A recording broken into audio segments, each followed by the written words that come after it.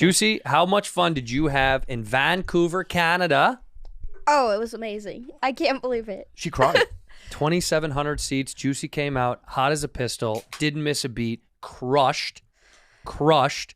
So excited. That was the beginning of the tour, bro. It's all smooth sailing from here, kiddo. We had a really nice moment, Bobby and I. Yeah, really nice. Yeah. She goes, because, I mean, I've had a really bad couple weeks, and that show happened at the right time. It was awesome. It was awesome. That's what Andrew's been saying. I knew. I said it. I said, this is exactly what we need to start the tour in Vancouver with a big, huge audience of people in Canada that were like so excited to come out. It was so awesome. And we were leaving. I go, let's go. We got to get the cars here or whatever. And she goes, no, I want to go back on the stage again.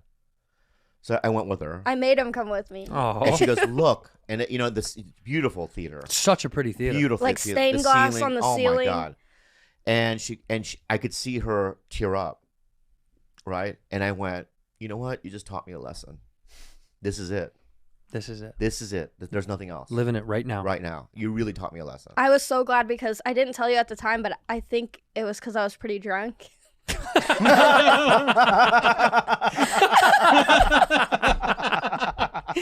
I didn't drink during the show, but then after we kicked it in the green room. Yeah. Some guests came back. Yeah. I drank 1.5 IPAs.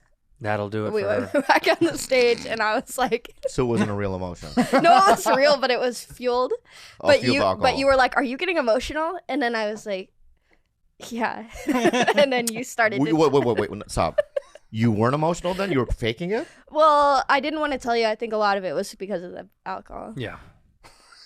But it was still real. I had a spiritual, profound moment. You were fucking drunk? Yeah, but wait a minute. People take ayahuasca to see God. So they're intoxicated with something when they see something else. So I believe chemicals can sometimes open your brain to the spiritual world. So this was her just realizing, look at how beautiful this is. Oh. You don't need chemicals. You're above it.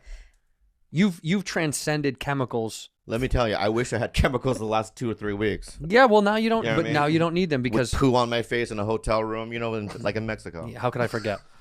Anyway, that was a great experience, and I'm so glad. You know what I mean? That we get to live through you too, because it's like, here's the deal: when you've been in show business, so gross even saying that, but in this business as long as I have, yeah, I remember those first moments. Huge. The first time you did TV as a stand-up, the first time you did a theater, all that stuff. And I remember it being so powerful and like, visceral. And it was just such an experience. And as you get older, you just kind of like, where I was telling you, like, the first time you play the belly room in the Comedy Store is exciting. Yeah. But after the 10,000th, Go ahead. You'll get through it. 10,000th time, it just becomes like a thing that you just do, right? Yeah. But it's like, you should take every moment and just go, you know what, this is great. This is unbelievable. We talked about this before the show. What's in front of you? See what's in front of you. Stop looking this way and that way and backwards. What's right here in front of you right now? Yeah. It's like that's the way to like live through life. It's what? It's almost like shoveling snow for people that grew up in places with snow. When you go outside, you see the driveway and you're like, fuck. It's forever. But if you just look at the little chunk every time that you're getting a little chunk of snow every time, you start to just forget that there's all that space. And at some point, then you turn around and you're like, oh, fucking, I'm almost done. Because instead of overwhelming yourself with, look at all the shit that I have to do, you're just like, well, let me just take it one little chunk at a time. Why can't you just hire somebody to do that? We didn't grow up with the San Diego money, dude. We didn't grow up in the fucking Poway. We weren't fucking billionaires. We did that for our snow in San Diego. You didn't get any snow. I know. And we paid too much for the guy. We paid him $100. And I'm like, Dad, I don't, there's no snow. So it will be. Mr. Lee, I will do your driveway, but it's no snow for me to get. Yeah. You want me to scrape snow for the driveway? Yeah. It's winter. Okay.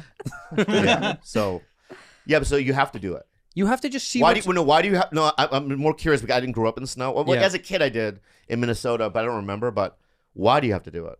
Shovel the snow. Yeah, I don't know anything about the culture. How do you get your cars out?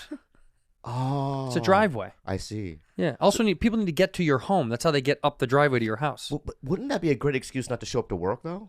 I'm stuck. Yeah, to snow. Bloop, bloop, bloop, bloop, bloop, bloop, bloop, bloop. Hello. Hello. Oh, my dad. I don't know why I just did that. I don't know. I was trying to figure something out. Hello. Hi.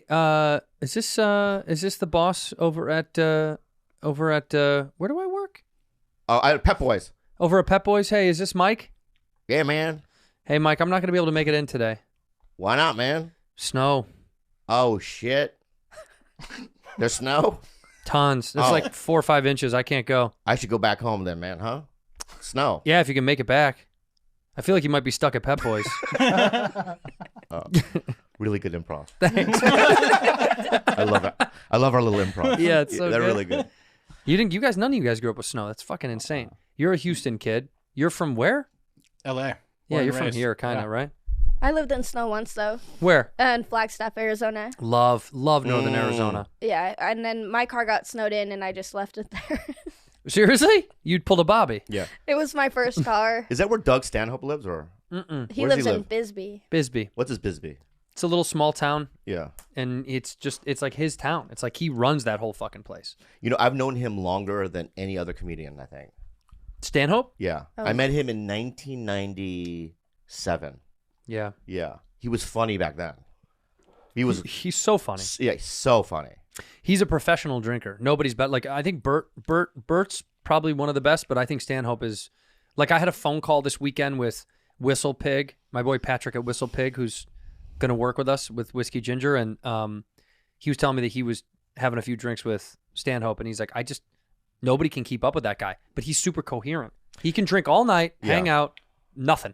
Doesn't act like a fool, doesn't like get all, you know what I mean? Just keeps it level. He's a nice guy.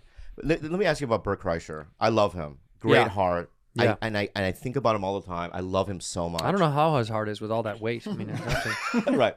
But is there... are you ever concerned for him or no? For what? For the partying and all that stuff or no?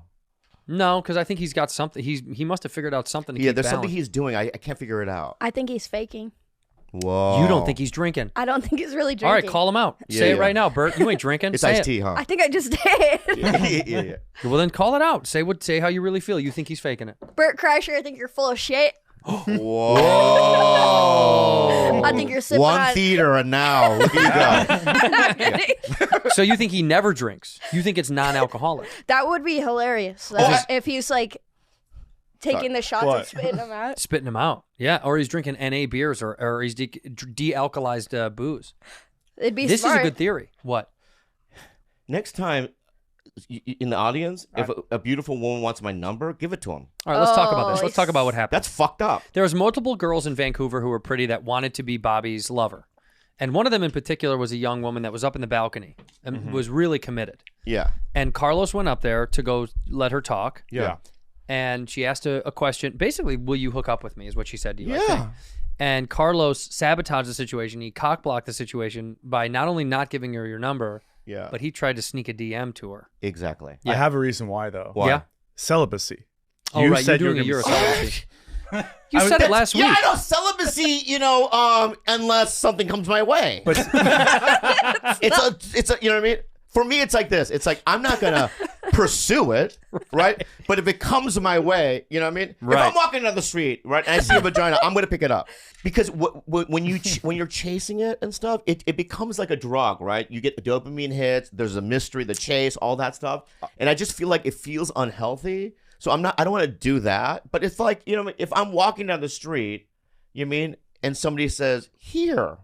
Hands you a pussy. that's like being handed Probably in a box with a ribbon on it or whatever. It's got to be nicer than a dick for sure. Yeah. Yeah, Dicks yeah. just get thrown at. Yeah, yeah, always. But I feel like that's like drinking a beer just because someone offered it to you when you're sober. Oh, this is That's interesting. an interesting thing. Yeah, yeah. What That is yeah. interesting. If somebody threw a But crack I don't rock, have an addiction to that. You think I do? I think there's potential for it. Do you think you're addicted? I know you always push. Do you think this you're on me. addicted? Let's start there. And who's more addicted, you or me? I'm. You're way more addicted. Oh, I was So going to don't admit call that. out I promise. a guy, right, who's maybe addicted when you're the most addicted. It's like. Am I not right or no? Yeah, but I can see my brother in arms. Yeah. Like I can see my brother. Like I can see, as someone who's addicted, I can see the traits of He's getting addiction. Too famous for his own. That's He's now insane. he goes out there. Andrew, have you noticed him? I saw what he did out there a few times. Yeah.